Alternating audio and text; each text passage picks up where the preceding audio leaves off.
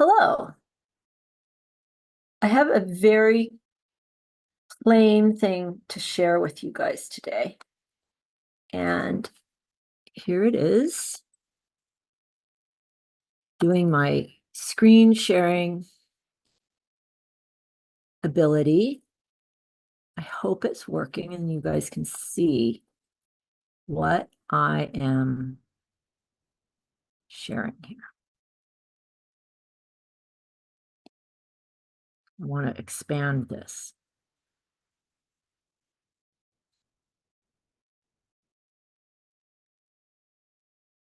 A lot like waiting for a horse or a rider to solve something, probably watching me fumble with these screen sharing things I try to do. Okay. Oh, maybe I can do this. Is that right? What's that? Okay.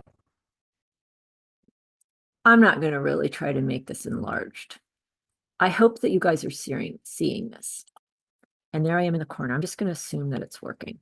This is page 4 of Saumur, 1912, and Fort Riley, 1935. And I just want to deal with, why does it do this? I apologize. It's just the way things are. I am screen sharing. Oh, here. I just want to deal with this little section here. And my advice to everyone is to take the instructions that these old men who were incredibly excellent riders went to the trouble to write down. They didn't want to take the time to write it down. They did it out of duty. And it behooves us to take them at their word. And they gave us these instructions with a lot of consideration and a lot of experience and worded them the way they really work. I hope that is cogent, what I just said. So in order to speak competently or knowledgeably about the rider's seat, we have to understand it mechanically, and we also have to designate areas that we will speak of separately before trying to discuss its parts plural in the system of the going of the riding. So they say, not me, they say the principal elements entering into this consideration are the rider's upper body, his base of support, his legs, and the horse. So yes, we know the horse that's very obvious. And they are going from head down. And that is a very logical way to do it.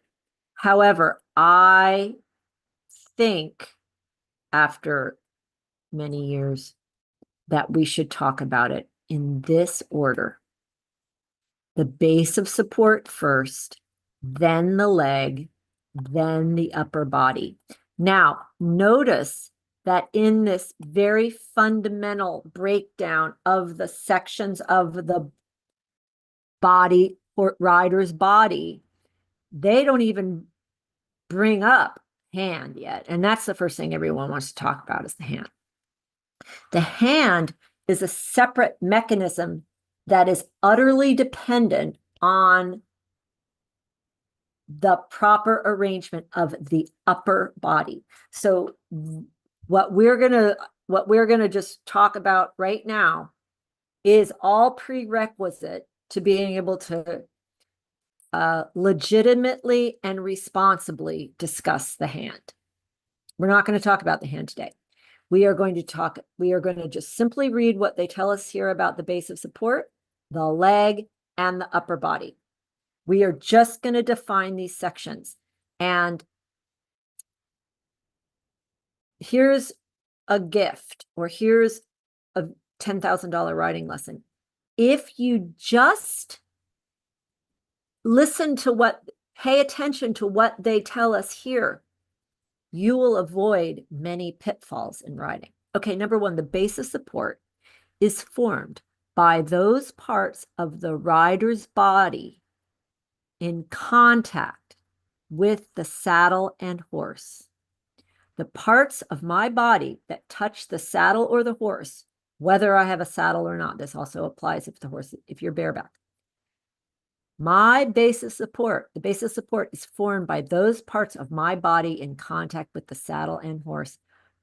And it's from the points of the pelvic bones down along the inside and backside of the thighs to and including the knees. This is so important. This is what the horse people of today, they are not including the knees in the base of support.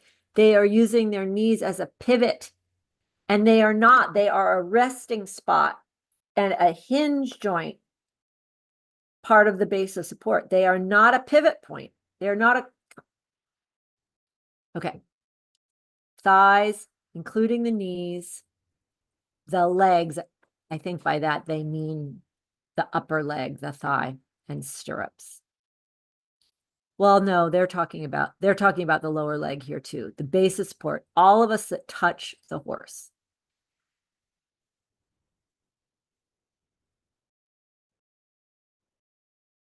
You know what?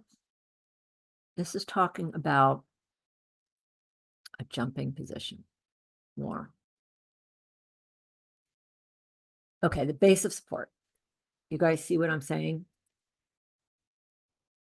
The leg is a portion of the base of support and is that part of the limb between the knee and the ankle.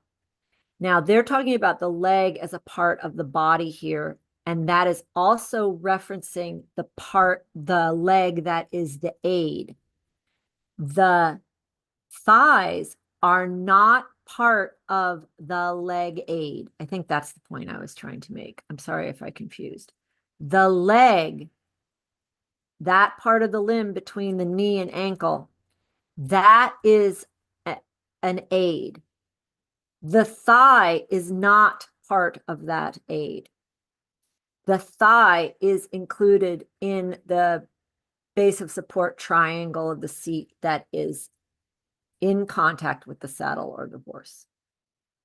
The thigh is not part of the leg aid that activates an engaged horse. That's what I want you guys to hold on to here. Now, the upper body is considered to mean that part of the body from the hip joints up. I have where my belt is, right below my belt, that's the top of my hip. From there up is my upper body. From below there, that is a more active riding part of my body. That doesn't mean the upper body is not important, but the upper body, you could almost imagine it floating above the base of support.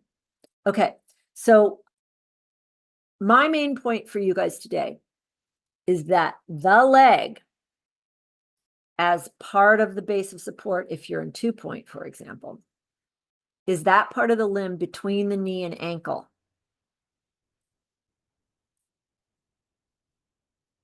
The leg is separate from the seat, from the part of the seat that is on the saddle.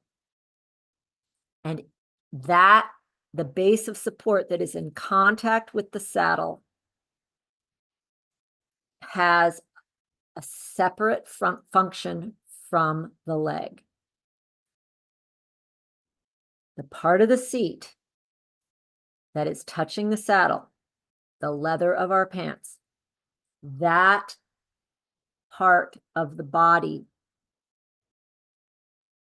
is involved with weight and engaging the horse. The leg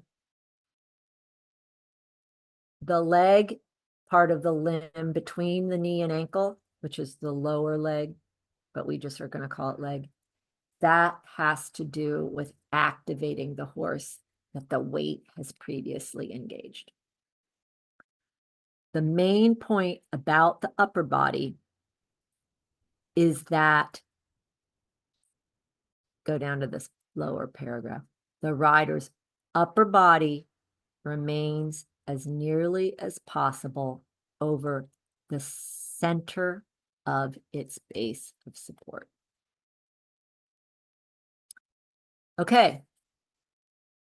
I hope I didn't confuse you guys about the knee and the leg and the base of support.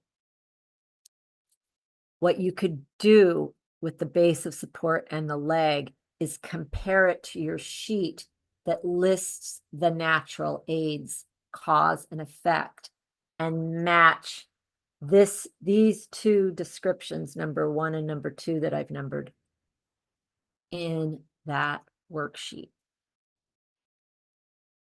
Very many riders are using their thigh when they use their leg. Getting those two separate will be very helpful. That is all for office hours today. And I will see you guys next week. Happy Thanksgiving.